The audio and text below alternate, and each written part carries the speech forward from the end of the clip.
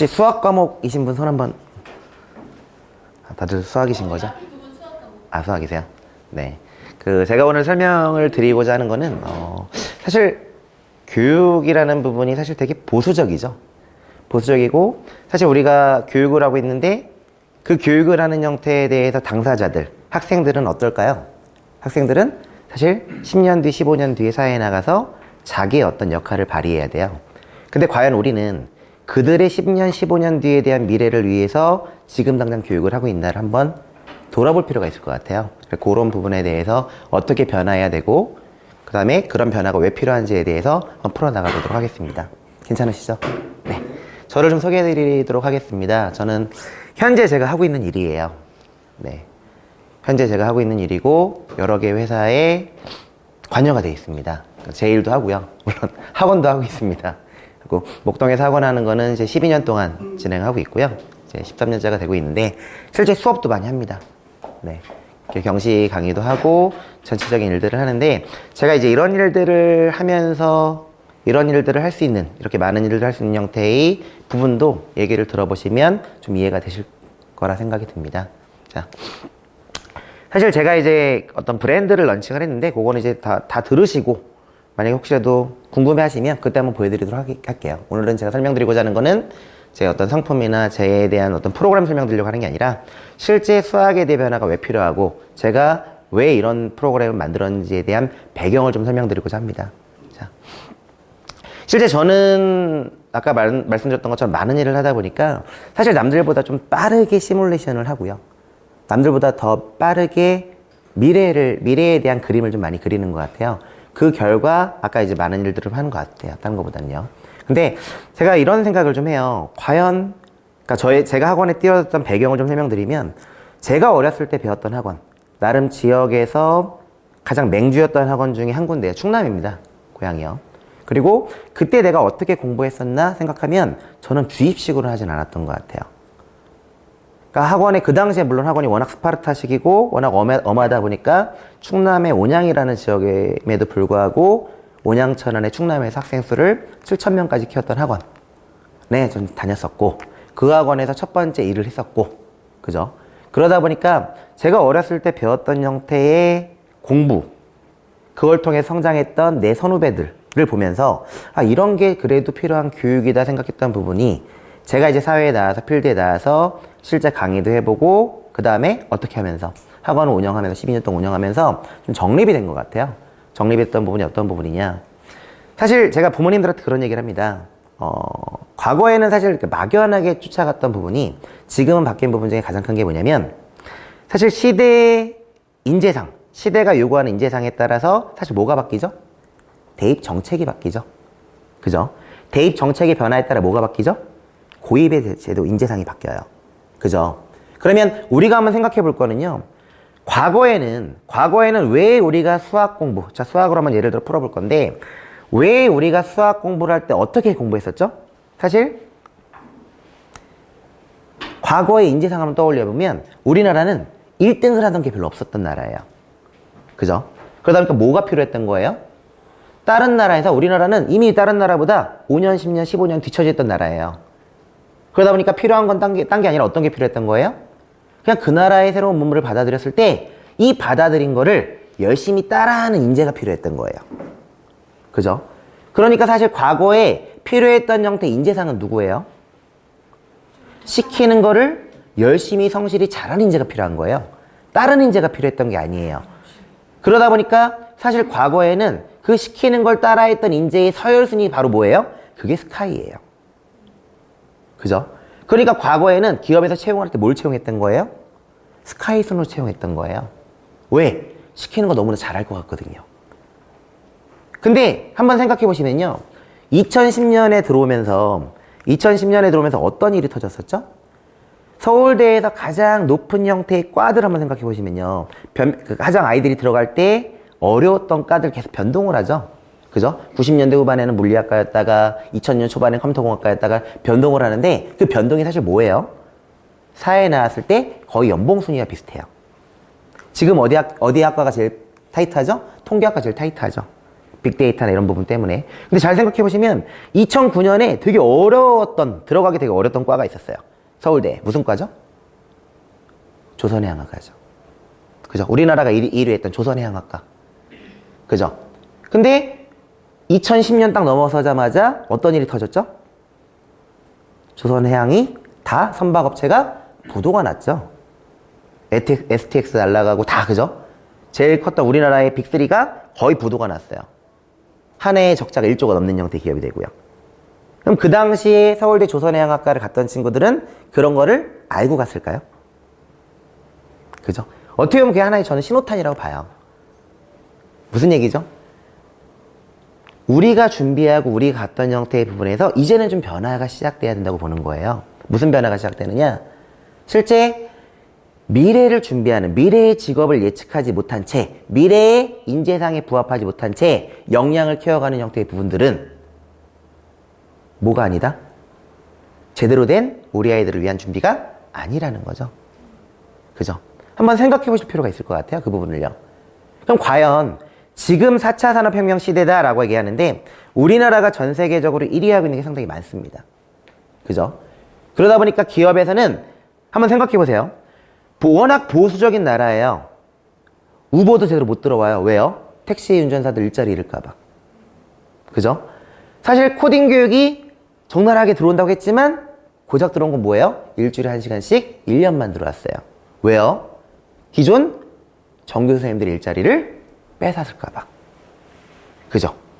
한번 생각을 해보셔야 돼요. 그러면 여기에 맞물려 생각해 보실 건 뭐냐면 우리 원장님들이 강의하고 있는 형태의 우리 아이들 과연 미래를 위해서 강의하시는 건지 아니면 과거와 똑같은 내가 받았던 교육들을 현재 우리 아이들한테 주입시키고 있는 게 아닌지 이 부분이 저는 첫 번째 화두가 됐으면 좋겠어요. 우리는 미래를 가리킨다고 얘기를 해요. 과거가 아닌 미래를 가리키고 미래 인재를 만든다고 얘기하지만 과연 수업 시간 내가 우리 아이들 만나는 가장 최측근의 그죠? 가장 많은 시간을 소비하고 있는 우리 아이들한테 과연 내가 이 아이가 미래 경쟁력을 가질 수 있는 아이를 만들고 있는지를 한 번쯤은 고민해 보시면 되게 좀 의미 있는 시간이 되지 않을까 생각이 듭니다. 그죠? 자, 그럼 어떻게 해야 될까요? 사실 아까 말씀드렸던 것처럼 4차 혁명 시대에 대해서 인재상 뭐죠? 상상력이 있고 그죠? 어떤 사고한 인재다라고 하지만 한번 생각해 보세요. 주변을 딱 바라보시면요. 아, 이 친구 보면 이 친구와 함께 일하고 싶다라는 친구들이 있어요. 어떤 친구들이죠? 되게 센스 있는 친구들이에요. 말 한마디만 던져줘도 되게 빠릿빠릿하게 잘하고요. 자기 스스로가 되게 효율적인 올바른 판단을 하고 있는 친구들이 있어요. 그런 친구들은 어떤 역량이 있는 친구들일까요? 그리고 사실 생각해 보시면 어떤 분야든 간에 그런 친구들이 빠르게 성장합니다. 빠르게 인정받고요. 더 남들보다 높은 연봉을 받게 돼요. 근데 그런 친구들은 과연 어떻게 타고난 걸까요? 아니면은 만들어질 수 있는 아이들일까요? 한번 생각해 보시면 어떨 것 같으세요? 과연 우리가 수업을 하고 있는데 사실 이렇게 보시면 좋을 것 같아요. 제가 왜 수학을 화두로 던졌느냐? 이런 형태의 사회에서 왜 대학에서 가장 변별력 있는 형태의 과목이 수학인지 그럼 특목고 자사고에서도 가장 변별력 있는 과목이 왜 수학인지를 여기와 매칭할 수 있어야 된다는 거예요. 다른 부분보다. 즉 수학 공부를 어떻게 하는 게 필요하냐라는 거로 내려와야 된다는 거예요. 그리고 우리는 지금부터 이러한 형태의 수학 공부를 뭐 해야 되는 거예요? 재설계를 할 수 있어야 되는 거예요. 어떻게? 학원이 할 수 있는 거는요. 저는 그래요. 나는 그럼 어떤 학원을 만들 거야? 라고 할 때 딱 하나를 얘기합니다. 아이들의 올바른 사고를 할 수 있는 형태의 습관을 만들어주는 성공의 DNA를 만들 수 있는 아까 말씀드렸던 이런 미래형 인재가 될 수 있는 형태의 습관을 제대로 트레이닝 해줄 수 있는 형태의 학원을 만들 거다. 그런 가운데 뭐 영재고나 과고도 보내고 거기서도 수석 입학도 시키고 수석 졸업도 시키고 이런 부분이 사실 이렇게 보시면 돼요. 제가 뛰어나서 만든다라는 개념보다는요. 어떤 개념이 훨씬 큰 거예요? 그릇을 만들어 놓으면요. 그 그릇들은요. 좋은 데 가서 더 뭐 하는 거예요? 빠르게 흡수하는 거예요. 그들이 성장하는 거예요. 사실 원장님들도 똑같고요. 직원분들도 똑같아요. 학원의 어떤 문화를 형성한다는 거는요. 그죠? 우선 첫 번째 뭘 하고 문화를 형성해야 되는 거예요? 그들이 잘 행동할 수 있는 형태의 습관을 길러놓고 그 다음 뭘 하는 거예요? 그런 문화를 만들어주는 거예요. 저는 그래요. 사람의 그릇이라는 부분은 모르잖아요. 예측 불가잖아요. 그릇을 자기가 깨고 더 올라갈 수도 있는 거고, 그죠? 근데 사실 저는 아이들을 내가 어느 위치까지 꼭 만든다 라는 부분에 제가 항상 기준을 두는 건 딱 하나인 거예요. 뭐예요? 올바로 생각하고 효율적인 사고할 수 있는 형태의 습관을 형성하는 것까지만 내가 할 수 있는 역할이라고 봐요. 그 이상은요, 그들한테 좋은 컨텐츠만 던져주면 돼요. 그들이 그런 습관을 통해서 성장할 수 있는 형태의 배경을 만들어주면 되는 거예요. 사실 정말 상위권까지 올라가잖아요. 수업시간 제가 2시간 동안 공부할 동안 얘네한테 신경 쓸 거요? 20분도 안 됩니다. 그들이 해요. 그들이 움직이고요. 그들이 자기 자신들을 발전시켜요. 서로가 서로를요.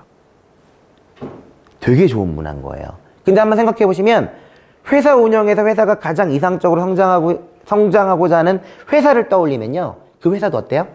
동일할 거예요. 그죠? 그럼 과연 이런 형태의 처음 단을 우리는 어떻게 설계해야 되느냐? 한번 생각해 보세요. 사회에 나갔을 때, 그러니까 이런 얘기를 제가 합니다. 한 가지를. 뭐를 하냐면, 우리 아이들한테 상담을 할 때, 너 수학 왜 공부해? 사회에 나왔을 때 지금 네가 배웠던 수학 어떻게 써먹니? 수학이 중요하냐라는 메시지를 던져요. 그럼 뭐라고 대답하시겠어요? 어렸을 때 지금 배우고 있는 수학, 나중에 사회에 나왔을 때 어떤 영향을 줘요? 라고 여쭤봤어요. 학생이라고 생각하면. 그럼 뭐라고 대답하실 거예요? 편하게.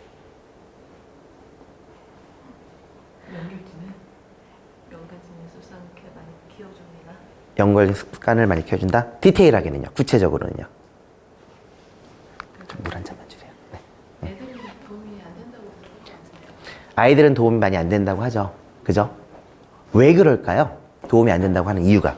교과과정하고 실은 그냥 이 정책을 아예 말씀하신 것처럼 주제에 안 계시는데 이걸 사고력을 키우죠. 힘들지 않을까요? 우리 원장님은요?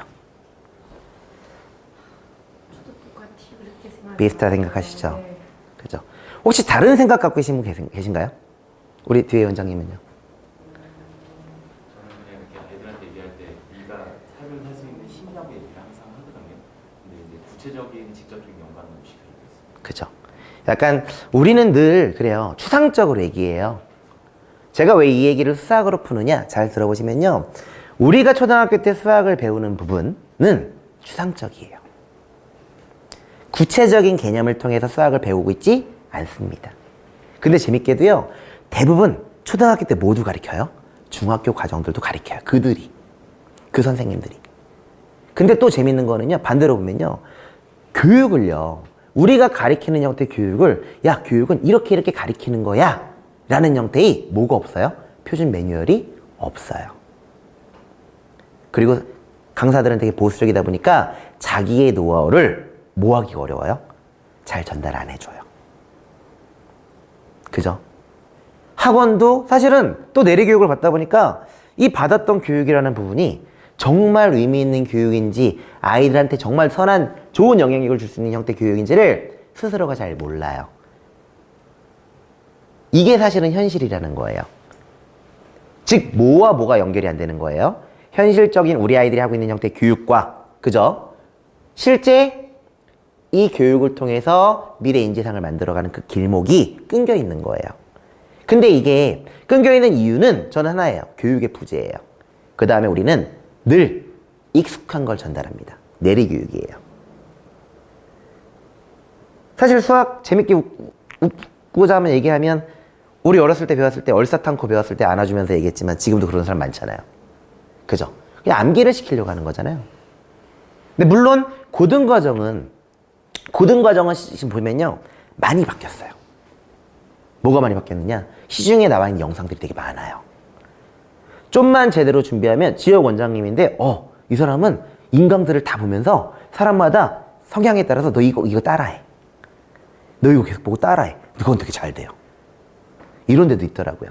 근데 막상 우리 아이들이 어떤 습관, 올바른 형태의 습관을 잡아주려는 어디든 초중에는요 따라서 배울 만한 형태의 교육 프로세스가 오픈된 게 하나도 없습니다. 그죠? 근데 제가 그거에 대한 해답을 만든 거예요, 사실은요. 그 만든 거를 시스템화하고 제도화했는데 그 만든 배경을 좀 설명드릴게요. 한번 잘 들어보시면 좋을 것 같아요. 초등 때 우리가 공부할 때 삼각형의 세 내각이 왜 180도야? 라고 물어봐요. 그러면 초등학교 교과서에 나온 건 뭐죠? 잘라서 붙여봐라는 얘기를 합니다. 혹시 펜 있나요? 네. 요걸로 하면 되나요? 네. 한번 생각해 보시면 그냥 네. 이거 지워도 네네네 그냥 펜 띄워주세요. 배경 흰색, 네 흰색으로 해주세요. 네. 정말 초등학교 때는요 우리가 배우는 부분에 대한 모든 과정들이 추상적 개념돼 있어요. 즉 구체적으로 인과과정을 연결하는 구조로 안 돼 있어요. 근데 우리는 잘 생각해 보시면 초등과정에 배웠던 형태의 수학학습을 중학교 때도 그대로 합니다. 뭔가 배운다고 하는데 디테일하고 구체적 배우질 않아요. 제가 농담반, 진담반으로 얘기하나요? 무슨 얘기를 하느냐? 학부모님들 되게 공감 많이 하는 얘기가 있어요. 내가 기하 파트 문제를 끙끙대고 푸는데 우리 학생들 입장에서 끙끙대고 푸는데 안 풀려요. 잘 안 풀려요. 근데 안 풀려서 자기는 보일 수 있는 각도, 길이 다 써요. 근데 안 풀려요. 그래서 선생님한테 질문해요. 그럼 선생님은요 고민할 거 없이 보조선을 딱 그어요. 그럼 문제가 너무 쉽게 풀려요. 그죠? 그런 적 있으세요, 없으세요? 있으시죠? 근데 제가 이 말씀 어떤 말씀 드리냐면 그런 경험들 다들 있을 건데요. 과연 우리 아이들은 그 보조선을, 그 선을 그 다음번에도 그릴 수 있을까요? 즉 우리는요 그 보조선을 그음으로써 뭘 배우는 거예요? 문제는 이렇게 풀면 답이 나와는 배웠지만 그 보조선을 왜 긋는지는 한 번도 찾아가 보지 않고 넘어가는 거예요. 근데 재밌게도요 이 현상이 왜 벌어지냐면 우리 선생님들도요 사실 제가 그 얘기를 해요. 그거는요 보조선 그거 왜 긋냐면요 우리 선생님들도 그 이유 몰라요. 그냥 수업 준비하다 보니까 답지에 그 보조선 긋고 풀면 문제가 쉽게 풀렸던 형태 기억들이 있다 보니까 푸는 거예요. 그러니까 습관이 되는 거예요. 즉 그 보조선을 학문적으로 왜 그렇게 그려야 되는지를 설명하고 가르치고 아이들이 뭘 찾아가야 되는지를 설명하지 않고 넘어가는 거예요. 그게 지금 우리 아이들이 교육받고 있는 형태의 수학 공부예요. 그러니까 뭐 하는 거예요? 실제 아이들이 그렇게 수학 공부를 하고 있다 보니까 지금 내가 배우는 형태의 수학 공부가 나중에 사회에 나와서 정말로 내가 사회에 나가 어떤 써먹을 수 있는 형태의 도구라고 생각하지 않는 거예요. 왜? 내가 수학 공부 통해서 뭘 안 해봤으니까. 효과적인, 논리적인, 효율적인 사고를 경험해보지 않았으니까. 이 뭐 때문에 그럴까요? 딱 하나예요. 이 아이는요, 개념이 명확하지 않은 거예요. 첫 번째는요. 두 번째는요, 이 개념을 가지고 문제에 적용하는 방법을 배워본 적이 없는 아이인 거예요. 근데 제가 말씀드리고자 하는 이 현실이 대한민국 인구의 95% 이상이 다 이렇게 공부하고 있는 거예요. 그냥 앞선 개념 설명해주고 그 개념에 따라서 뭐 하는 거예요? 그냥 문제 풀어봐요. 문제를 풀면서 그 개념을 익힌다고 생각을 합니다. 제가 그런 얘기를 던집니다. 어떤 얘기를 던지냐면요. 우리 아이들이 공부를 하는데 연산을 해요. 구구단을 해요. 제가 우리 원장님들한테 그런 얘기 할게요. 다 연결되는 구조니까요. 96 곱하기 25를 해보세요. 라는 얘기를 던집니다. 96 곱하기 25 해보세요. 머릿속에 떠올린 첫 번째가 뭘까요? 그냥 세로셈이죠. 얘의 결론을 찾을 때 아이들이 얻는 게 뭐예요? 아이들이 얻는 게 뭐예요? 그냥 내가 기억하고 있는 형태의 구구단을 사용해서, 그죠? 계산 결과를 찾고 끝나는 거예요. 이 결과를 찾을 때 이 아이는 논리적이나 효율적이나 어떤 사고를 한 게 있을까요? 없을까요? 근데 그렇게 하고 난 결과를 보통 일반적으로 학습지나 뭐 기타 수학이나 기타 여러 가지 연산교재를 통해서 우리 아이들은요 초등학교 때 최소 5,000문제에서 10,000문제 이상 풉니다. 제가 반대로 여쭤봐요. 우리 어머님들이 설명을 하면 어떤 걸 여쭤보느냐. 과연 우리 어머님들이라면 그거를 재밌게 할 수 있겠냐고 물어봐요. 왜 자기도 자기가 그 아이가 돼서 공부를 해봤을 때 재미없고 무의미하다 생각하는 거를 왜 하고 있냐고요. 그게 우리나라 교육의 현실인 거예요. 남들이 하니까 하는 거예요. 지금 이 나이 때 연산을 해야 되니까 하는 거예요. 뭐가 없이 하는 거예요? 이 연산이 우리 아이의 어떠한 역량을 키워줄까라는 생각을 정의하지 못하고 출발한 결과물인 거예요. 좀만 디테일하게 하나하나의 목적성을 뚜렷이 알면요, 바뀝니다. 달라져요. 그거를 설계하셔야 돼요. 실제 제가 이 말씀은 수학으로 국한돼서 비교해서 말씀을 드리지만, 제가 말씀드린 거는 지금 우리 원장님들이 준비하고 있는 형태 교육의 준비는 예로부터 출발해야 된다는 거예요. 그래야 우리 아이들이 뭐 할 수 있는 거예요? 그래야 우리 아이들이 실제로 정말 미래를 준비하는 인재가 되는 거예요. 사실 우리 원장님도 답답하시지만 어머님들 얼마나 답답하시겠어요. 자기 돈 쓰는데도 이러는데. 그죠? 그게 준비하지 않으면요, 저는 그래요. 미래가 없다고 봐요. 저는 학원계가 점점 인구가 절벽이 되고 인구가 줄어들기 때문에 학원계 점점 힘들 거야, 이런 막연한 얘기 저 별로 안 좋아합니다. 저는요, 준비된 학원 훨씬 더 잘 될 거라고 봅니다. 변화하는 학원 훨씬 더 잘 될 거라 봐요. 근데 그 변화는요, 우리 아이들의 미래를요, 같이 그려줄 수 있어야 돼요. 그 미래에 해야 될 역할 중에 지금 시기에 할 수 있는 거를 내가 설계해 줄 수 있어야 돼요. 그럼 아이는 이 학원을 다니는 이유가 생기는 거예요. 이해하시죠? 자, 제가 방금 지금까지는 뭐만 던진 거예요? 해답을 던지지 않았어요. 오늘 해답을 던져 드릴 거예요. 아시겠죠?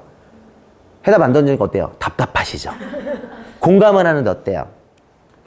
정말 답답해요. 그리고 사실 그럴걸요? 내가 지금까지 뭘 가르치고 있나? 내가 지금까지 어떤 학원 운영하고 있나? 그죠? 근데 사실 그거의 제도에 맞붙여서 그랬던 건 있죠. 내신 시장이 활성화되니까 내신 때 그냥 마냥 열심히 해서 점수 내주면 되는 거. 그걸 반복해서 돌아가면 됐던 거. 그죠? 딜레마죠. 하지만 한번 생각해 보세요. 그런 학원은요, 노동집약의 학원인 거예요. 강사가 돈을 벌어오는 거고, 아이들의 미래를 바꿀 수 없는 거고, 그냥 점수만을 내면서 그냥 생계형 학원이 되는 거예요. 안 그런가요? 재밌나요? 그런 노가다를 5년, 10년, 20년 했는데 앞으로 10년, 20년 뒤에 해야 되는 거예요. 제가 왜 이런 거 찾은 줄 아세요? 제가 아까 나왔던 학원, 다녔던 학원 30년이 되니까요, 강사들이 다 40, 50대 후반, 50대가 되다 보니까 학원에 뭐가 없는 거예요? 미래 비전이 없는 거예요. 망했습니다. 한때 2000년대 초중반에 7, 8천 명까지 갔던 학원이 망했다고요, 지금은요. 왜? 아이들은요, 젊은 사람 좋아하거든요. 그잖아요. 준비되지 않은 거예요. 근데 학원은 어때요? 위리로 뭉치잖아요. 함께 일했는데, 너 5년, 10년 같이 일했는데 어떻게 내보내요? 경쟁이 없어도 뭐 해야 돼요? 품어야 되는 거예요. 근데 그게 20년, 30년 돼봐요. 어떻게 하실 건데요? 그들의 미래를 책임질 준비가 되신 거냐 여쭤보고 싶은 거예요. 저는 솔직히 말하면 그걸 준비하고 학원을 키우고 싶었던 거예요. 더 키울 수 있는 기회가 있음에도 불구하고 그걸 깨닫는 순간부터 저는 학원을 키울 의미를 잃었었어요. 그래서 외부 활동을 한 거예요. 그래서 저 많은 일들을 하는 거예요. 근데 이젠 정답을 찾았어요. 재밌게 키워보려고요. 자, 설명을 드릴게요. 수학으로 설명을 드립니다. 96 곱하기 25를 하는데요. 우리는 연산에도 뭘 배웠어요? 개념을 배웠어요. 근데 개념을 문제에 적용해 본 적이 없어요. 연산에 어떤 개념이 있을까요? 갑자기 질문을 잘 모르시겠죠? 아, 영어 선생님이세요? 아, 죄송합니다. 네. 수학일 앞에 두 분 수학일 하셔서. 연산에 어떤 개념이 있을까요? 자꾸 이렇게 물어보셔서 제가 분배 법칙.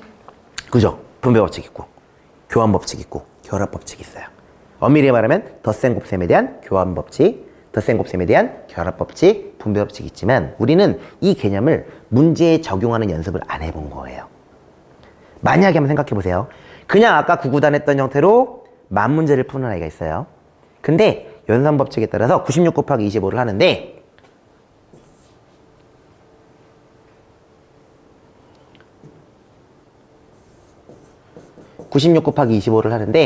어떻게 계산을 하느냐? 내가 얘를 질문을 바꾼 거예요. 96 곱하기 25를 세 가지 방법 풀어봐. 라고 질문 던진 거예요. 그럼 아까 제가 96 곱하기 25를 풀어봐의 한마디에는 어떤 반응이 있어요? 머릿속에 그냥 수동적으로 자연스럽게 그냥 내가 늘 하듯이 그냥 6, 5, 30 그냥 구구단이 떠올라서 계산 결과 구구단을 블럭을 쌓는 것처럼 조립해서 나온 결과물인 거예요. 그죠? 즉 뭐가 없는 거예요? 사고의 시작이 형성되지 않는 거예요. 근데 제가 이 문제를 살짝 바꾼 거예요. 96 곱하기 25를요 3가지 방법 풀어보세요 라고 얘기를 던졌어요. 그럼 뭘 하기 시작하세요? 갑자기 생각이란 걸 하기 시작하는 거예요. 생각을 하면서 떠올리는 게 뭐예요? 첫 번째로 내가 알고 있는 형태의 배경식이 우선 떠오릅니다. 그죠? 근데 그 배경식이 우선 떠오를 때 생각해 보시면 연산인 거예요. 그럼 연산에 대한 배경식, 다시 말해 연산에 대한 기본적 개념은 뭔지가 우선 떠올라야 되는 거예요. 그럼 아까 말씀드렸던 그 3가지 떠올라야 되겠죠. 그러고 나면 사실 내가 어렸을 때 초등학교 때 뭘 배우냐면요. 사실 어렸을 때 초등학교 때 배웠던 건 추상적으로 쭉 뻗쳐 있는 형태의 뭔 거예요? 도구들인 거예요. 그 개념 중에서 내가 끄집어낼 수 있어야 되는 거예요. 그죠? 그러면 아이들이 배우는 거 초등학교 때 뭐 배워요? 할푼리 배워요. 거기서 5 곱하기 2는 10. 그러니까 보충수 개념 배우면서 곱에 대한 형태도 배운단 말이에요. 그래서 25는 4를 만나면 100이 돼. 라는 거 배워요. 그럼 아이들은 연산할 때 100이라는 걸 만들어낼 수 있으면 연산은 쉬워지겠지라는 생각을 할 수 있는 거예요. 그 순간 얘는 무슨 문제로 바뀌는 거예요? 내 머리를 효과적으로 사고할 수 있는 형태의 문제로 바뀌는 거예요. 즉 무슨 고민하면 되는 거예요 이제는요? 요 연산에서 4라는 거를 그럼 어떻게 끄집어낼래? 100을 어떻게 만들래? 이 고민으로 바뀌면서 문제를 바라보는 형태의 뭐가 달라지는 거예요? 생각이 바뀌는 거예요. 즉 이게 뭐의 시작이에요? 사고의 시작이에요. 즉 우리 아이들이 공부하는 형태의 수업의 시간들을요 이런 식으로 다 뭐 할 수 있으셔야 돼요? 변화시킬 수 있으셔야 돼요. 자 그러면 잘 보세요. 얘를 풀 수 있는 형태의 과정에서 4를 끄집어낼 수 있는 과정은요 100 빼기 4 곱하기 25도 가능하죠? 그죠? 또 뭐도 가능해요? 96을 24 곱하기 4 곱하기 25도 가능할 거예요. 그죠? 또 뭐도 가능해요? 96 곱하기 25를요 96 곱하기 100 나누기 4도 가능할 거예요. 그죠? 근데 재밌게도요 어떤 결과가 나오냐면요 얘는 무슨 법칙이에요? 2500 빼기 100 뭐예요? 분배 법칙이죠. 그죠? 얘는요 원래 이렇게 먼저 계산했던 거를요 24 곱하기 4 곱하기 25부터 계산하면요 24 곱하기 100이니까 2400이 떠올라요. 얘 뭐예요? 곱셈에 대한 결합 법칙이죠. 그죠? 또 마찬가지로 얘는 아이들이 나눗셈에 대한 개념을요 얘는 곱하기 4분의 1이야 생각하면 얘도 곱하기인 거예요. 그죠? 그럼 얘의 위치를 바꿔도 상관없으니까 96 나누기 4 곱하기 100으로 바꿀 수 있는 거예요. 그럼 얘는 뭐예요? 교환 법칙이죠. 즉 우리는요 방금 얘기했던 것처럼 개념이라는 걸 활용해서 뭘 하기 시작하는 거예요 아이들은요? 수업 시간에 사고라는 걸 시작할 수 있는 첫 단추가 되는 거예요. 즉 이런 형태의 과정들을요 만약 우리 아이들이 문제를 풀기 전에요 10분, 20분이라도 먼저 진행을 하고요 먼저 진행을 하고 그 진행한 부분을 가지고 문제 푸는 거를 만 문제가 아니라 2000문제를 풀었다고 생각해 보세요. 과연 만 문제를 푼 아이와 2000문제를 푼 아이 어떤 아이가 훨씬 더 연산의 효과를 많이 봤을까요? 답이 보이지 않으세요? 그럼 이 친구는 뭘 세이브한 거죠?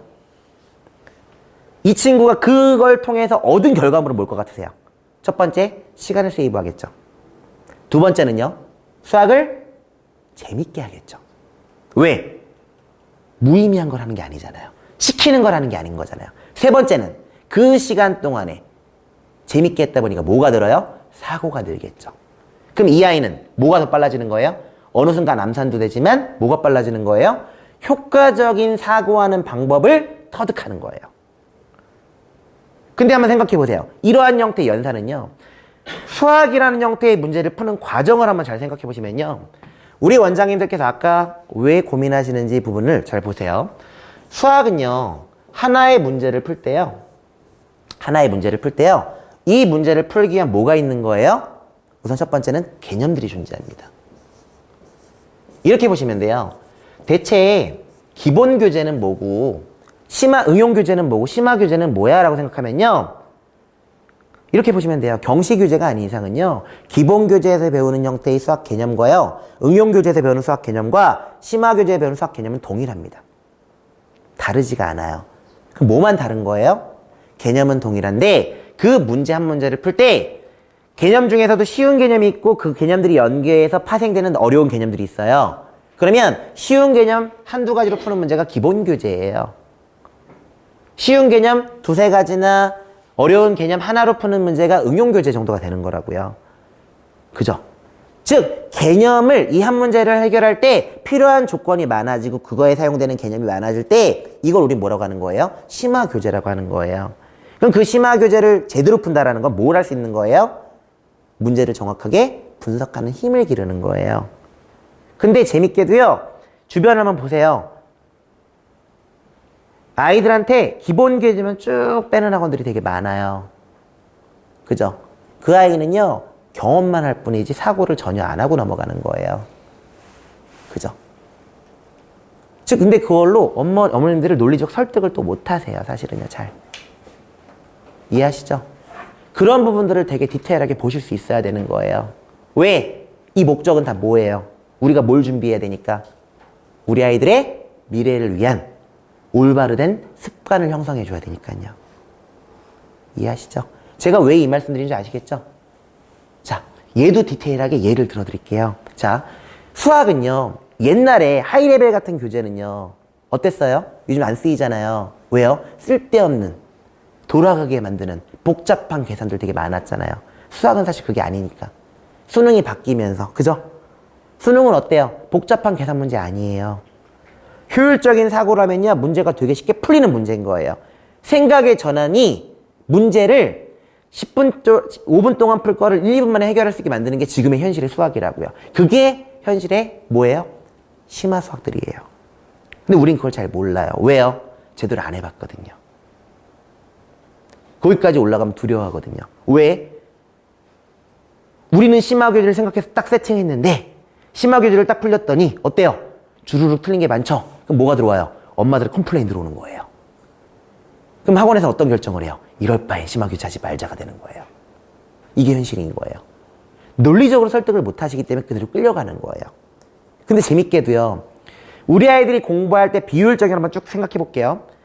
아이들의 행동 동선 한번 짜보세요. 아이들이요 숙제해야 돼요. 숙제하고 선생님 애들이 질문해봐. 그럼 애들이 뭐라고 해요? 몇 번이요? 라는 얘기를 해요. 그럼 선생님들은 뭐예요? 그 번호를 쭉 쓰고 설명을 하게 돼요. 근데 설명하면 애들은 뭐예요? 받아 적어요. 받아 적은 거를 집에 가서 다시 풀어볼까요? 제가 말하는 거는 상위권을 얘기하는 게 아니에요. 그죠? 근데 대부분 아이들이 그렇다고요. 받아 적고요. 사실 받아 적는 이유가 뭐예요? 집에 갈 때 틀린 게 고쳐 있고 식이 써 있어야 뭐 할 수 있으니까 집에 보내주거든요. 왜? 그거 안 하고 보내면요. 뭐예요? 어머님들 학원에 전화 오거든요. 컴플레인 전화 오거든요. 그러니까 우리는 그 맹목적인 형태들을 계속 반복하고 있는 거예요. 그럼 아이들은 무슨 아이가 되는 거예요? 보여주기식 아이가 되는 거예요. 이게 우리 교육의 현실인 거예요. 그런데 요즘 그런 얘기 많이 하죠. 대형학원 보내는 것보다 소수학원 보내고 싶어요. 왜요? 대형학원은 그럼 어떻게 준비해야 돼요? 대형은 더 크고 싶잖아요. 그죠? 근데 장착하는 게 저는 늘 그래요. 어디 브랜드를 뭐하고 폄하하는 게 아니지만 늘 수학이면 전 수학으로 승부해야 된다고 봐요. 근데 수학인데 비교과부터 여러 가지 세팅해서 우리는 이런 경쟁력이 있어요. 저는 본질에 가장 큰 힘이 실어있지 않은 형태는요. 오래가지 못한다고 봐요. 전 그게 핵심이라고 봐요. 시대의 어떤 변화에 따라서도요. 가장 본연적인 형태의 힘이 강력하면요. 흔들리지 않습니다. 무너질 수가 없어요. 그거를 저는 만드시는 걸 오히려 더 권유드려요. 이곳저곳 여러 가지의 프로그램으로 우린 무장했어. 전 솔직히 부러워하지 않아요. 그거는 솔직히 말하면 뭐냐면요. 우리 학원의 선생님들이 일할 일들이 더 많아지는 것 뿐이에요. 그리고 반대로 말하면요. 그들의 경쟁력이 안 돼요. 그 선생님들이 5년, 10년 일했지만 그 일했던 거에 따른 결실을 얻을 수 없다고요. 그럼 오래가는 학원이 안 되는 거예요. 늘 떠나는 학원이 되는 거예요. 이해하시죠? 그런 부분을 한번 바꿔서 한번 생각해 보시라고 오늘 던진 겁니다. 아시겠죠? 네, 많은 도움이 되시길 바라면서 자, 한번 생각해 보세요. 수학 문제 한 문제를 푸는데요. 이런 개념 하나를 가지고 지금은 이 문제를 해석하면 하나의 조건들이 나와요. 반드시 나옵니다. 이 조건을 가지고 뭐라는 거냐면요. 효율적인 식을 설계하는 거예요. 즉 애들은 어떤 연습을 트레이닝해야 되냐면요. 개념을 가지고 이 문제를 해결할 때 가장 좋은 형태의 식이 어떤 식이야, 가장 이 문제를 효과적 풀 수 있는 식이 어떤 식이야를 설계하는 연습을 하는 게 사실은 수학의 핵심이에요. 식이 설계되고 나면요. 그 다음 뭐밖에 없어요? 식이 설계되고 나면 그 다음은 그냥 등식의 성질과 부등식의 성질에 따라서 연산밖에 없습니다. 우리 아이가 어렸을 때 연산을 통해서 연산이 빠른 아이들은요. 즉 연산은 늘 해요. 연산이 빠른 아이들은 이 시간이 주는 거예요. 이 시간이 줄질 않아요. 이게 뭐랑 비교하면 아주 편한 줄 아세요? 편하게 얘기해서 자유여행하고 패키지 여행 생각하시면 돼요. 패키지 여행을 100번을 해외여행 다녔던 친구예요. 자유여행 갈 수 있을까요? 못 갑니다. 그 다음 패키지 여행 100번 갔으면요. 얘는 더 심각한 거예요. 무슨 얘기예요? 자유여행 갈 생각 안 합니다. 무슨 얘기냐면요. 실제 내가 이런 거예요. 자유여행을 간다는 거는요. 뭐라는 거예요? 개념을 가지고 뭐 하는 거예요? 효과적인 형태의 스케줄러도 해보고 효과적인 형태의 설계를 하는 거예요. 그죠? 근데 패키지 여행을 하는 건 무슨 얘기예요? 내가 뭐를 하는데 문제를 푸는데 늘 선생님은요. 이 문제는 이렇게 푸는 걸 알려준 거예요. 이미 그 식을 알려준 거예요. 그럼 내 머릿속에 뭐가 있어요? 이 문제를 푸는 식만 있는 거예요. 그 다음 뭘 하는 거예요? 연산 실수하면 연산에서 결과를 내는 거라고요. 이해되지 않으세요? 사실 자유여행은 어때요?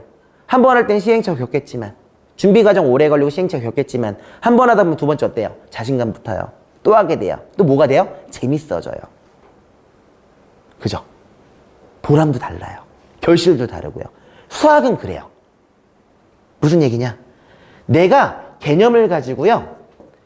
가장 효과적인 식을 설계하는 방법들을 계속 생각하다 보면요. 얘는 뭘 터득하는 거예요? 효율적으로 사고하는 형태의 습관을 형성하는 거예요. 이게 수학에서는요. 반복돼야 돼요.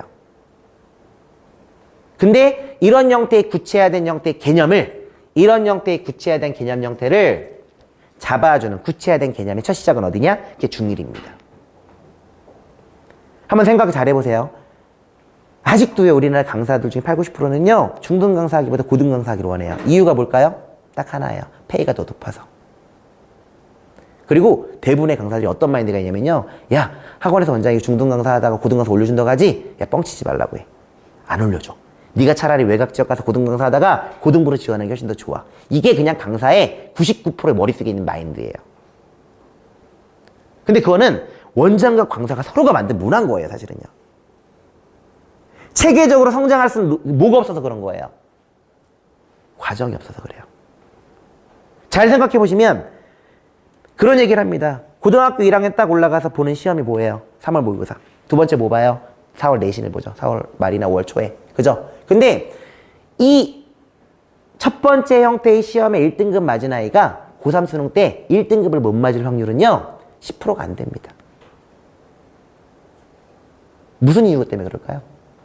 근데 잘 생각해 보시면 3월 첫 모의고사 시험 범위가 어떻게 돼요? 중등과정 총정리예요. 그죠? 4월 중간고사 시험 범위 어떻게 돼요? 보통 수학상의 11단원 정도. 고차 다음에 연립 정도까지 나온단 말이에요. 일반적으로. 11, 12단원과 사이 왔다 갔다 해요. 근데 한번 생각해 보세요. 그냥 편하게 알고 있는 책 정석 기준 한번 볼게요. 1단원 단원명이 뭐예요? 다항식 및 곱셈 공식이에요. 그죠? 2단원 단원명이 인수분해예요. 얘 어디 나온 거예요? 중3 식이계산 파트 나온 거예요. 2단원에. 3단원, 4단원이 뭐예요? 항등식 및 위정계수에 대한 걸 해요. 앞서서 배운 것도 있지만 얘를 통해 확장해 나가는 과정 배운 거예요. 5단원 단원명이 뭐예요? 실수체계예요. 이 실수체계 소단원 뭐 배워요?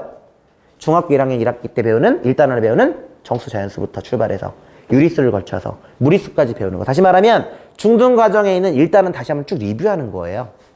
리뷰 끝났으니까 이제 뭐 해야 돼요? 6단원은 뭐예요? 복소수예요. 리뷰 끝났으니까 이제 그 다음 수를 배우는 거예요. 허수를 배우는 거죠. 그죠? 그럼 7단원 단원명은 뭐예요? 1, 2차 방정식이에요. 중등과정을 개통식이라는 거 잘 보시면 중등과정은 어떻게 구성되어 있어요? 1학기랑 2학기인데 1학기는 개통식으로 되어 있다고 하죠. 4개로 되어 있어요. 첫 번째는 수에 대한 걸 배우고요. 두 번째는 이 수를 활용할 수 있는 시계 계산을 배워요. 세 번째는요, 이 시계 계산을 통해서 방정식과 부등식을 하고요. 네 번째는 함수를 배워요. 이게 1학년, 2학년, 3학년 때 연결되는 구조인 거예요. 그죠? 그리고 고등과정을 넘어가잖아요. 그럼 수학상을 배우고 수학하를 배워요. 수학상 방금 제가 말씀드렸던 것처럼 중등과정의 대수 파트의 총정리입니다. 실제 보시면요, 정석 기준의 15단원까지 가면 2차 방정식 배웠기 때문에 8단원, 9단원이 뭐예요? 2차 방정식 근각에서 관계, 그 다음에 판별식 배워요. 그리고 10단원은 2차 방정식, 2차 함수예요. 11단원은 연립방정 출발한단 말이에요. 어디까지요? 15단원이 2차 부등식까지 가요. 그럼 생각해보시면 방정식과 부등식과 함수에 대한 이해를 하게 하는 게 목적이에요. 근데 일반적 학원들에서는요, 선행을 나갈 때 대부분 연산을 시켜요. 문제를, 수학은요, 이렇게 보시면 좋을 것 같아요. 우리가 요 아까 10단원 나왔던 2차 방정식, 2차 함수를 잘 생각해 보시면 중학교 2학년 때도 그런 단원이 있어요. 연립방정식 및 1차 함수 단원이 있어요. 2학년 1학기 기말고사 범위죠.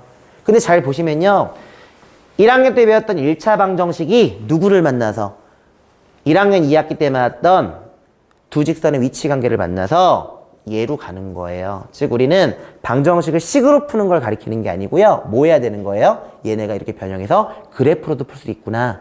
그래프로 풀었을 때 효율성과 이걸 통해서 얻을 수 있는 걸 가리켜야 되는 거예요. 근데 이게 다 연결돼요, 수학은요. 앞선 개념이 없는 게 뒤에 개념 나올 수가 없어요. 근데 대부분은 1학년 과정을 추상적으로만 배우다 보니까 무슨 현상이 벌어지느냐? 개념이 연결이 안 되는 거예요. 그러니까 개념을 다 외우는 거예요. 되게 중요한 포인트예요. 개념이 머릿속에 없으면 뭐가 안 되는 거예요? 사고가 안 되는 거예요.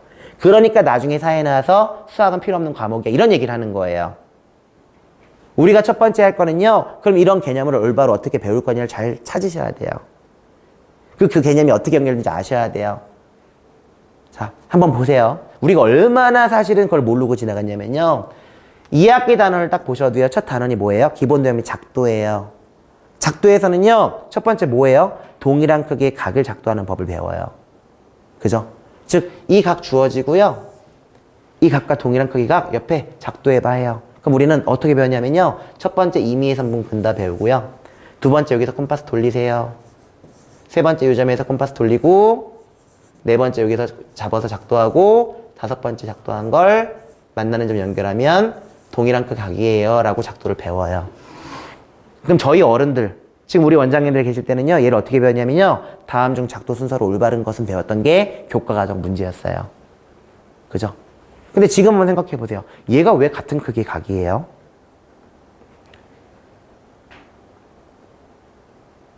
그냥 동일한 크기의 각대로 작도했으니까예요. 그럼 뭐가 없는 거예요? 인과과정 형성이 안 되는 거예요. 수학은요, 첫 단추부터 바뀌어야 돼요. 이게 바뀌면요, 아이들이 변화하기 시작해요. 되게 중요한 포인트예요. 그런 거를 되게 디테일하게 아셔야 돼요, 사실은요. 이해하시죠? 자, 재밌게도요, 이 작도 배운 다음에 그 다음 무슨 작도 배우냐면요, 한 직선 밖에 한 점에 대해서 이 점을 지나는 평행선 작도를 배워요. 그럼 어떤 거 배우냐면요, 1번 임의의 선분 긋고요, 이 점을 지나도록. 2번 여기서 콤파스 돌려요. 3번 이 점에서 또 콤파스 돌려주고요. 4번은 여기서 얘 잡아서 돌려주고요. 5번은 잡아 돌려주고요. 6번은 연결해요. 그럼 얘가 얘랑 평행선이래요. 내신에 정말 잘 나와요. 근데 이때도 뭐예요? 작도 순서로 올바른 것만 문제를 풀어요. 제가 여쭤볼게요. 되게 재밌게도요, 우리 아이들이 다 대답하는 거는요, 이거 왜 평행이야 물어보잖아요. 그럼 그 얘기예요. 동의가 크기 같아서 평행이래요. 얘 맞는 말이에요. 근데 동의가 크기 왜 같니 물어보잖아요. 그럼 그 중에 90% 애들 뭐라 대답하는 줄 아세요? 평행이니까요. 이게 우리 아이들이 공부하는 현실인 거예요. 이게 못하는 애들이 아니고요, 목동 대치에서 2, 3등급 한다는 애들이, 모의고사 말고요, 내신 2, 3등급 한다는 애들이 갖고 있는 지식의 한계라고요. 즉 무슨 공부 안 하는 거예요? 사고하는 공부를 절대 안 하고 있는 거예요. 그러니까 정말로 우리 인재상에 부합한 공부하고 있는 게 아니라 무슨 공부하고 있는 거예요? 과거의 공부를 하고 있는 거라고요. 철저히 바뀌어야 돼요. 우리 아이들 수학 공부에 투자하는 시간이 얼마나 많아요? 안 그런가요? 정말 많은데 그 시간 동안 아까 말씀드렸던 것처럼 개념을 가지고 효율적인 사고를 하는 아이를 만든 거와 그냥 지금 당장 했던 것처럼 주구장창 문제를 양치기처럼 풀어서 그냥 기억하고 점수만 나오게 만들었던 아이. 과연 이 두 아이가 몇 년을 공부했어요? 적어도 수학 공부하는 시간이요. 한번 따져보세요. 한번 잘 생각해 보시면요. 일주일에 보통 9시간이에요. 그죠? 평균 9시간 하죠? 더 많이 할 때 있고 적게 할 때 있으니까 평균 9시간씩 일주예요. 그럼 52주예요. 몇 시간이에요? 468시간을 해요. 그러니까 쉽게 450시간을 할게요. 우리 몇 년이에요? 최소 7, 8년이에요. 아무리 적어도 얼마예요? 6년을 한다고요. 그럼 몇 시간 하는 거예요? 3000시간 이상을 우리 아이들은요. 뭐 하는 거예요? 효율적인 사고를 트레이닝해야 될 시간에 맹목적인 형태의 문제풀이를 하고 있는 거예요. 그러니까 아이들은요. 내 머릿속에 뭐가 없는 거예요? 재미란 요소는 당연히 없고요. 억지로 하는 형태의 느낌이 생기는 거고요. 내가 발전을 한다는, 내가 뭔가 실력이 진짜로 커진다는 생각을 전혀 단 1도 못 하는 거라고요. 그게 우리 아이들의 현 주소인 거예요. 저는 그래요. 이런 형태의 메인 본진이 안 바뀌고 나서 수학학원인데 수학을 제대로 안 바꾸고 나서 다른 거 붙인들 과연 이 학원이 경쟁력인 학원이라고 여쭤보고 싶어요. 우리 아이들하고 가장 메인이잖아요. 가장 많은 시간 투자하는 거잖아요. 비교과 투자해봤자 몇 시간 투자해요. 안 그런가요? 저는 이게 우선 바뀌어야 된다고요. 이 부분의 설계가 바뀌어서 이 부분이 변하면요. 나머진 쫓아와요. 그리고 아이들도 변화를 인지하기 시작합니다. 학원 내부의 선생님들도요. 어떻게 하면 아이들한테 뭐 하려고? 더 효율적인 사고를 시킬까? 스터디를 하기 시작합니다. 선순환 구조의 첫 시작이 되는 거예요. 그럼 선생님들이 이탈 안 해요. 오히려 좋은 선생님들이 뭐 하고 싶어 해요? 들어오고 싶은 학원이 되는 거예요. 그럼 자연스럽게 뭐 하는 거예요? 학원은 성장합니다. 전 노가다가 싫어요. 저는요. 제 생활 패턴의 인지가 비효율적인 걸 너무 싫어하는 사람이에요. 그냥 성향이 그래요. 제가 그렇게 공부하고 제가 그렇게 일을 하니까. 그러다 보니까 여러 회사 컨설팅을 할 수 있는 거예요. 제가 남들보다 잘하는 거예요? 시뮬레이션이 빨라요. 왜? 늘 이렇게 사고하거든요. 주어진 배경을 가지고 가장 효과적인 형태의 결과물을 제시해요. 메가스터디에 가서 회의해도 능률 가서 회의해도 저는 어떤 자리 가서 회의해도요. 그때 한두 시간 나왔던 회의 결과보다 더 좋은 결과 무조건 제시합니다. 그러니까 많은 일들을 할 수 있는 거예요. 이해하시죠? 근데 그거의 힘은요. 한 가지 말씀, 그거의 힘은 딱 하나예요. 수학이에요. 수학을 통해서 수학답게 공부한 결과물이 지금 제가 이런 일을 할 수 있게끔 만들어준 원동력이에요. 저는 그거를 정말 많은 원장님들이 하셨으면 좋겠어요. 그리고 이런 형태의 개념이나 이런 부분을 준비해서 이런 걸 통해서 런칭한 거가 제가 만든 브랜드인, 그래서 이름이 수심다리예요. 수학의 심장을 달다예요. CP로 런칭하는 거고 우선 첫 번째는 강의 수업을 런칭하진 않아요. 그냥 입학 테스트. 시험 보는 게 아니라 애들 총정리할 수 있게 해주는 거예요. 이런 올바른 개념을. 일단 분기별 고사. 분기별 고사요. 한번 생각해 보세요. 분기별 고사는 보통 대부분 볼 때 어떻게 보세요? 현재 시험만 많이 보죠? 근데 수학은 어떻게 돼 있어요? 다 연결돼 있어요. 분기별 고사 보실 때 만약에, 팁이에요. 만약에 3학년이어도 1학년부터 한번 보세요. 그러면 이 아이가 암기식으로 공부하고 있는지 흐름을 잡고 있는 건지 한눈에 보입니다. 시험 시간은 길어질지 모를지언정. 그러면요, 뭐도 보이냐면요, 우리 선생님들이 제대로 가르치고 있는 선생님인지 아닌지도 보여요. 그 하나하나의 바뀐 구조 하나 때문에도 되게 많은 걸 볼 수 있는 거예요. 그런 걸 보셨으면 좋겠는 거예요. 아시겠죠? 그리고 실제 아까 말씀드렸던 것처럼 뭘 만드셔야 돼요? 제가 만든 형태는 얘랑 피드백 시간에 할 수 있는 시스템 만든 거예요. 뭘 만들었느냐? 보통 대부분 설명을 한다면 뭘 해요? 문제를 많이 풀리잖아요. 이 과정 안에 뭐가 없는 거예요? 개념을 제대로 인지했는지 체크하고, 인지된 걸 확인하는 체크하고, 그죠? 그 다음 개념을 문제에 어떻게 적용하는지 알려주고, 이 과정이 있어요, 없어요? 없어요. 저는 이거를 만든 거예요. 얘를 하고 나서 문제풀이해요. 모든 중등 과정에서 어디까지? 중1부터 어디까지만요? 고1까지만요. 이 이유가 뭔지 아세요? 그 다음엔요, 우리가 해줄 필요가 없어요. 얘까지는 도구예요. 핵심 엔진이에요. 한번 생각 잘 해보세요. 우리가 실제 수능 출제해보면 어디라고 해요? 고2부터 고3까지죠. 근데 고2 과정 생각해보시면 수1이에요. 1학년 1학기. 수원 뭐 배워요? 하면 딱 3개 배워요. 첫 번째, 지수로그 배워요. 두 번째, 삼각비 배워요. 세 번째, 수열 및 점화식 배워요. 근데 잘 생각해보시면요. 단원들 들어가 보시면 지수로그 배울 때 지수, 로그, 상용로그, 그 다음 뭐 나와요? 지수로그 방정식, 지수로그 부등식, 지수로그 함수예요. 삼각비호도법 배우는데 뭐 나와요? 삼각 방정식, 삼각 부등식 함수예요. 무슨 얘기냐면요. 이렇게 보시면 돼요. 고1 과정에서 내가 방정식, 부등식 함수를 깊이 있게 들어가고 해석할 수 있어서 심한 문제를 풀 수 있어. 효율적인 상고를 할 수 있어. 라고 하면요. 요 앞에, 문자 앞에 붙어있는 개수만 지수로그든 삼각비로 바뀌었을 뿐이에요. 다시 말하면 고1 과정 해석이 안 된 애들이, 깊이 있는 문제를 못 푼 애들이 고2 과정 간들 이게 되겠냐? 절대 안 됩니다. 그래서 저는 고1까지가 핵심 컬이라고 보는 거예요. 그리고 나중에는요, 아이들은요, 필요한 거 들으면 돼요. 고2, 고3이 되면요. 그잖아요. 내가 잡고 있을게 하는 게 욕심 아닌가요? 필요한 것만 해줄게 해야죠, 사실은요. 하지만 이것만큼 확실히 우리한테 들어. 만들면 되는 거 아닌가요? 저는 그게 학원의 훨씬 더 큰 경쟁력이라고 보는 거예요. 그걸 만들면 정말 아이들이 변하고 학원이 변화해요. 이해하시죠?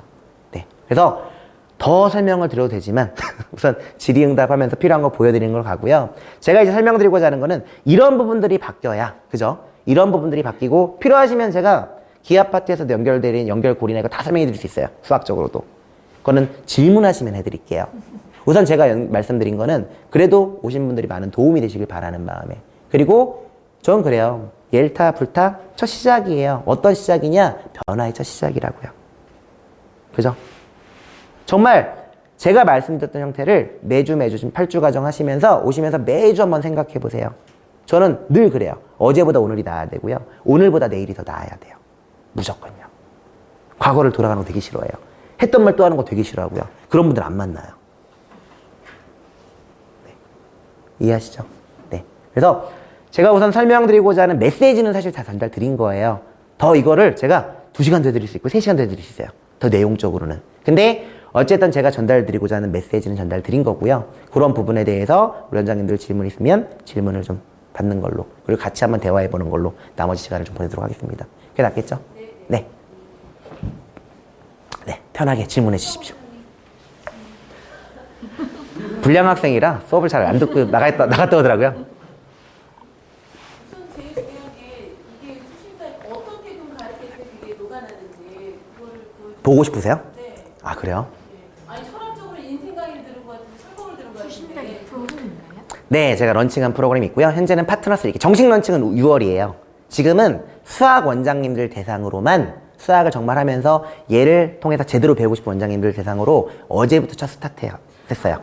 저는 제가 그 저희 계열의 그 뉴스터디 학원을 네네네네. 다녔어요. 네네. 그래서 한지 한 10년 정도 이렇게 쭉 해오면서 뭐 좋은 뭐 발전도 있었고 저희 또 계열 같은 미래탐구 쭉 이렇게 해서 개인적으로는 제 아이를 생각하면서 제가 계속 이렇게 뭐 교수님 말씀을 듣고 지금 많이 굉장히 저도 지금 고민스러운 부분이 뭐냐면 현재까지 그 안 되는 아이한테 대치동을 뭐 목동 다니면서 주입식으로 해서 어쨌든 목표는 이루어서 애가 그 학교를 가도 절대 수학을 안 하겠다 했는데 일단 그 학교에서 지금 교수님 말씀대로 방법대로 이제 지도를 해가지고 지금 미적 3를 들으면서 무조건 대학 전공을 수학을 하겠다고 이제 어제 공부를 한 거예요. 네네네. 그래서 뭔가 아까 말씀드리면서 제가 저희 학원도 그러면 그러니까 그동안에 그런 입시 때문에 쭉 해오던 주입시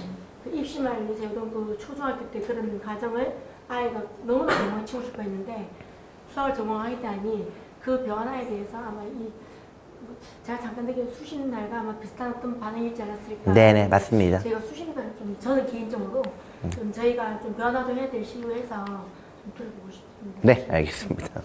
기회를 한번 마련하도록 하겠습니다. 네. 또 편하게 궁금하신 점 있으시면, 네네. 말씀하신 거 네네. 구체적으로 어떻게 아, 어떻게 하고 있는지 잠깐 설명을 해드릴까요? 네. 그래요. 제가 그러면 제가 카카오톡 파일을 드리면 되죠? 노트북이 무현 대표님 방에 있어갖고 어디가 내가 뭘 봐야 돼? 노트북으로 연결하면 되나요? 혹시? 노트북 갖고 와서 연결할 수 있나요, 혹시? 네. 그런가요? 되나? 연결되지 않나요? HDMI 있으면 바로 될 것 같은데. 그렇죠? 가능한가요? 잠시만요. 네. 뭐 그 뒤에는 제가 이제 변화시키고자 하는 형태의 목표를 서술을 드린 거고요. 저는 사실 미래로 얘기를 해요. 지금 현재를 얘기하지 않고요. 5년, 10년 뒤에 런칭됐을 때 그때 아이들은 한 30만 명이 될 거다, 한 학년에. 그리고 그때 나는 10%만. 그러니까 실제 1, 2등급 아이들은 이렇게 해서 변화해야 된다 생각한다. 라고 해서 약간 보수적으로 산출한 결과 데이터예요. 그리고 중1부터 고1까지 아이들만 대상으로, 그 다음에 교육 중점 지역 아이들 위주로 해서 한 지역에 2,000명짜리 학원을 만들겠다라는 형태의 목표로 이제 만든 구조라고 보시면 좋을 것 같아요. 10만 명 아이들을. 그래서 우선 요걸 설명드리면 저희가 이제 그동안 12년째 해오고 있고 이번에 이제 하고 내년에 능률을 같이 출간하는 형태의 이제 두 가지 설명을 드릴 거예요. KSCT라는 형태의 시험지, 이건 실제 시험지를 보시는 게 제일 낫고 이 컨텐츠는 좀 의미가 조금 없긴 한데요. 제가 잠깐 설명드리면 실제 입학 테스트의 한 문제예요. 근데 이 문제인데 이 문제만 보시면 아무 의미 없어요. 이거는 뭐냐면 조립제법을 하는데 애들이 조립제법에 대한 부분이 왜 그런 식이 나오는지 잘 몰라요. 그런 식을 직접 나누는 과정, 그 다음에 X를 뺀 과정, 조립법 바뀐 과정에 대한 거 세 문제가 한 문제인 거예요. 근데 그 과정에 테스트 1번형, 이거는 이제 저희가 5단계가 있어요. 개념 단계가 있고요. 꼭 가르쳐야 할 개념이 있고요. 요 개념이 나중에 KSGT로 연결돼요. 그리고 1단계는 입학 테스트 쓰이는 거예요. 그 다음에 2단계, 3단계, 4단계까지 있어요. 얘는 뭐냐면 분기별 고사예요. 그래서 실제 중1부터 고1까지 과정의 분기별 고사를 통해서 아이가 뭐 할 수 있냐면요. 4단계를 모두 다 통과하잖아요. 중1부터 고사. 그러면 그 다음에 그 고1까지 통과하면 그 다음엔 저희는 학원 수강료로 무조건 10% 할인해줘요. 그러니까 오랫동안 다닐 수 있는 이유를 만들어주고요. 거기까지 배우면 네가 알아서 선택하라고요, 그냥. 그래서 실제로 1단계가 이렇게 있으면 2단계는요, 힌트가 빠져요. 즉, 테스트 보러 왔는데, 테스트 보러 왔을 때 뭐가 아닌 거죠? 시험이 아닌 거예요. 내가 읽어보면서 개념을 총정리할 수 있게 만들어준 거예요. 입학 테스트가. 대신 시험 시간은 엄청 오래 걸립니다. 보통 중1 아이가 고1까지 선행했잖아요. 그럼 시험 시간 한 6시간 걸려요. 네. 그래서 그렇게 시험을 보고 대신 기본 문제에 대한 걸 요거 보고 나면 그거에 매칭된 심화 문제가 뒤에 붙어 있어요. 즉 저희는 테스트 보는 게 어떤 테스트라는 거냐면 개념을 알았을 때 기억한 문제를 푸는 게 아니라 개념을 알았을 때 이 아이가 얼만큼 사고할 수 있는 아이야라는 걸 체크하는 포인트를 가져가요. 그리고 걔네가 실제 정규 수업 들어왔을 때 연결되는 구조를 짠 거예요. 자, 설명을 좀 드릴게요. 그래서 2단계는 우선 이건 큰 디테일만 우선 보여드리면 1단계는 뭐가 없어요? 힌트가 있고 2단계 힌트가 없죠?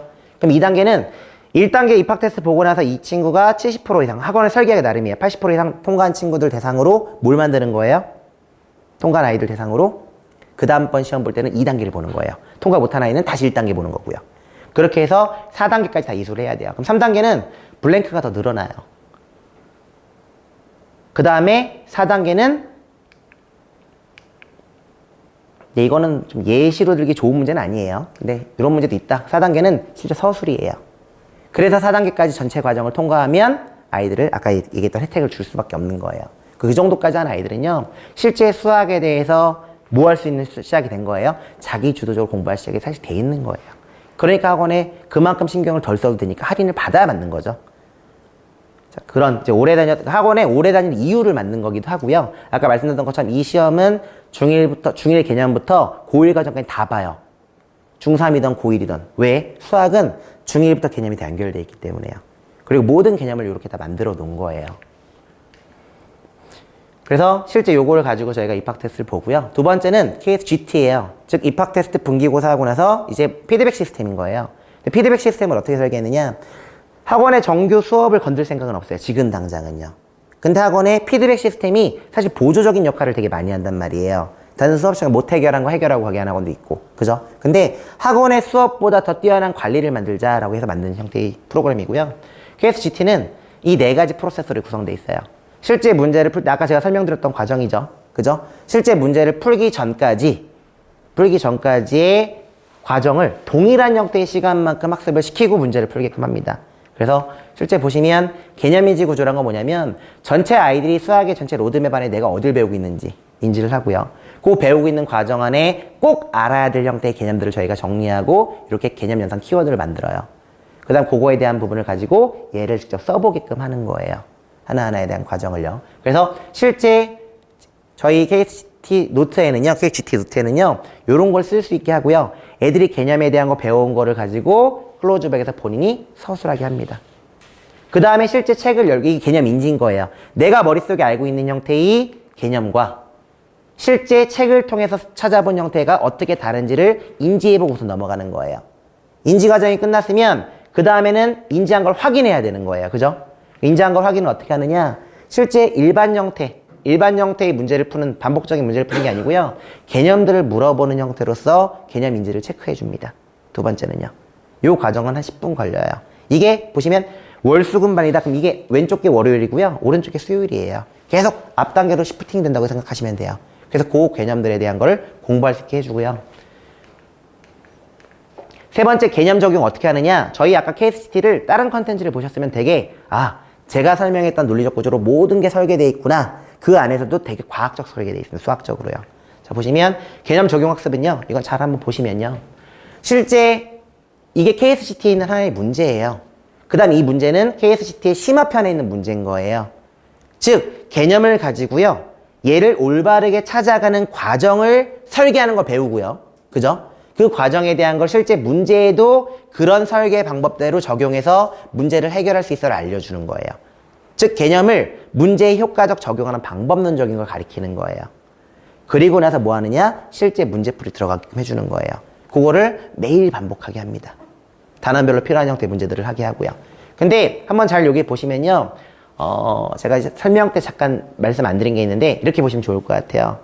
모든 형태의 기하학적 해석은요. 정의로부터 성질을 찾아가는 과정에 있어요. 근데 찾아가는 과정 안에 반드시 작도를 통해서 찾아가는 거예요. 근데 작도의 목적은 합동 또는 닮음을 찾는 거예요.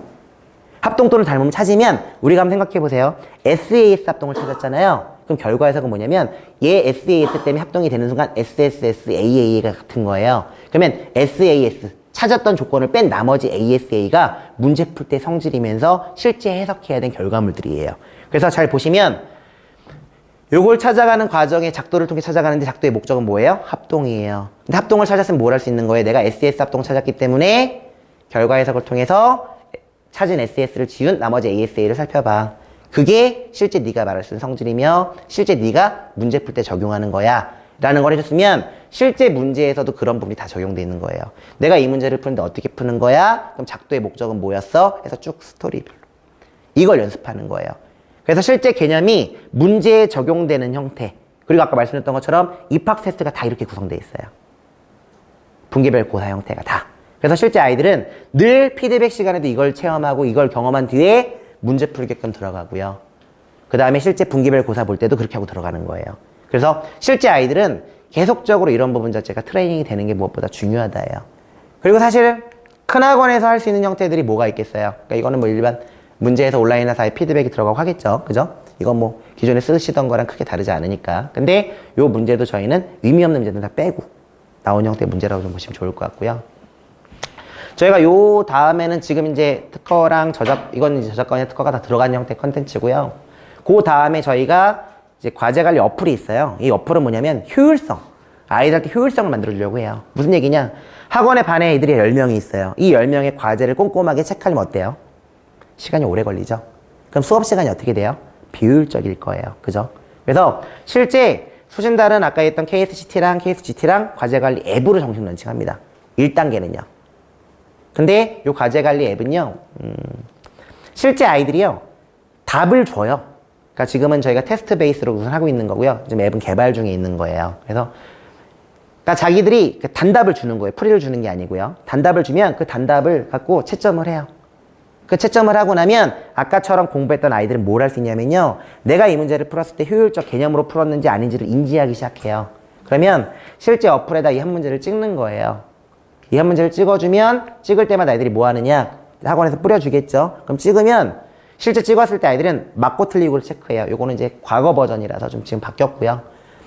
맞고 틀리고를 체크해요. 그럼 맞았으면 거기서 뭘 체크하냐면요. 1번, 2번이 있어요. 1번은 맞았는데 내가 효율적 푼 거 같고 개념도 정확히 알아. 이거예요. 2번은요. 맞긴 했는데 내가 뭔가 잘 모르는 게 있는 것 같아. 좀 식이 지저분한 것 같아. 라고 해서 체크하는 거예요. 그거 틀렸으면 끝까지 다 풀었는데 틀렸어. 이거랑 그 다음에 중간에 풀다 막혔어가 4번인 거예요. 즉 뭘 하려고 하냐면요. 애들이 알고 있는 형태 자기 스스로 사실 인지하는 게 제일 중요하거든요. 그죠? 그리고 어떤 문제를 나중에 다시 풀게 할 거냐 이런 행동 동선을 다 짜주는 거예요. 이거는요. 그리고 얘는 나중에 AY화가 가능해요. 그래서 요거는 실제 산타토이가 콜라보해서 진행을 합니다. 지금 이제 루이드라고 산타토이 나와서 하는 거 있죠? 빠른 시간에 하는 거기랑 저희가 이제 제휴해서 같이 API 이번 추도요를 열어주기로 했고 같이 개발 들어가요. 근데 뭐- 애들이 글씨가 엄청 악필인데 저기 사진 찍어도 인식이 전혀 상관없습니다. 왜? 이거는 자기가 보는 거니까요. 그러니까 요거는 제가 설명을 잠깐 드릴게요. 뭐 이거는 이제 과거 버전이라 좀 의미가 없고요. 실제 이렇게 찍으면요.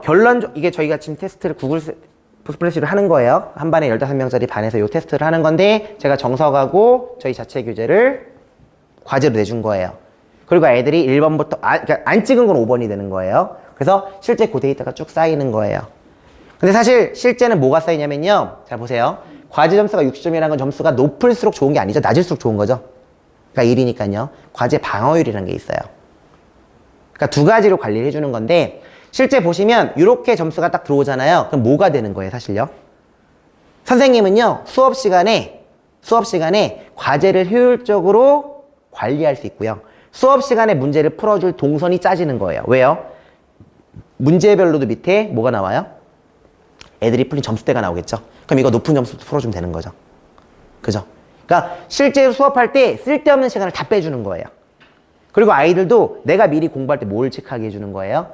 내가 개념을 제대로 인지했는지 안 했는지, 내가 뭐가 부족한지를 알면서 공부하라는 얘기예요. 한 문제를 풀더라도. 학생이 한다는 말씀. 네, 맞아요. 이건 아이들이 하는 거예요. 그게 중요한 거예요. 그리고 이 부분을 가지고 나중에 백업단에 다시 확인하는 로드도 있어요. 왜? 그 다음 제가 말씀드렸죠. 이렇게 찍고 나면요. 이거는 이제 뭐 이미 특허 들어간 거니까 제가 잠깐 설명드리면 찍잖아요. 자기 데이터 있죠. 이거 선생님이 이 표랑 또 한 표가 있어요. 그 두 개 확인하고 수업 시작 누르잖아요. 그럼 애들 화면은 활성화가 돼요. 무슨 활성화가 되느냐? 그 문제를 풀었던 그 반의 다른 아이들의 풀이가 다 보여요. 그럼 다른 친구들의 풀이를 다 볼 수 있고요. 그 밑에 뭐 할 수 있어요? 즐겨찾기를 할 수 있어요. 이 풀이가 너무 좋은 거야. 그 좋아요 버튼 누를 수 있고요. 즐겨찾기 할 수 있어요. 그 다음에 그 옆에 뭐가 있냐면요. 선생님 풀이도 제가 아까 말씀드렸죠. 쓰고 있게 하는 게 싫다고요. 뭐 하는 거예요? 찍게 할 수 있어요. 선생님이 이걸 첨삭하고 나면 선생님 풀이 찍게 해서 애들은 그것까지 찍으면 뭘 갖고 있는 거예요? 자기가 푼 풀이와, 그죠? 친구들 풀이 중에 의미 있던 풀이와, 그 다음에 선생님 풀이까지 갖고 있는 하나의 오답노트가 완성되는 거예요.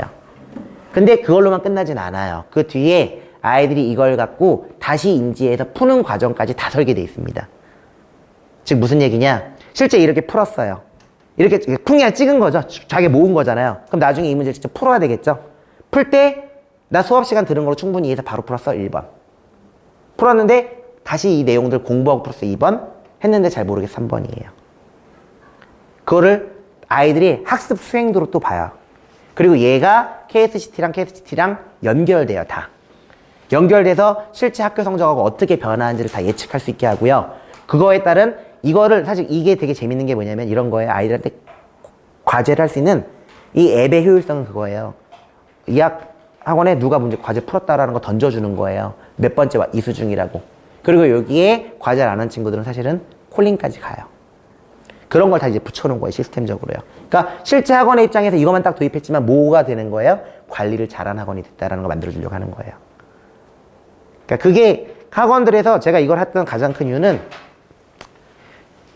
부담되지 않고 현재 수업을 바꾸라는 게 아니에요. 수업은 그대로 하셔도 되는데 수업을 완벽하게 우리는 백업해 주겠다예요. 첫 번째는요. 그 수업은 그대로 하시되 피드백 시간에 대한 시스템을 가지고 이런 앱을 통해서 학원을 효과적 관리해 주겠다가 요거의 목적이에요. 근데 나중에는요. 요게 지금 영상이 있긴 한데 영상은 지금은 안 붙여요. 영상이 붙잖아요. 그럼 3G 에드 모델이 가능해져요. 네, 그거를 만들려고 한 거예요. 그래서 그 부분은 저희가 이제 나중에 추후에 제가 파트너스 2기에 대한 설명회를 한 2월 달에 진행할 거예요. 지금 1기 시작은 이미 했고요. 그때 다시 한번 안내를 드릴게요. 네. 그래서 요거랑 아까 얘기했던 것처럼 이런 걸 가지고 저희가 이제 수신달 서비스를 시작했다라는 부분에 대한 PT예요. 파트너스 얘기 때 시작했던. 네. 오늘 제 설명은 이걸로 마치도록 하겠습니다. 감사합니다. 네. 좀 도움 되셨나요?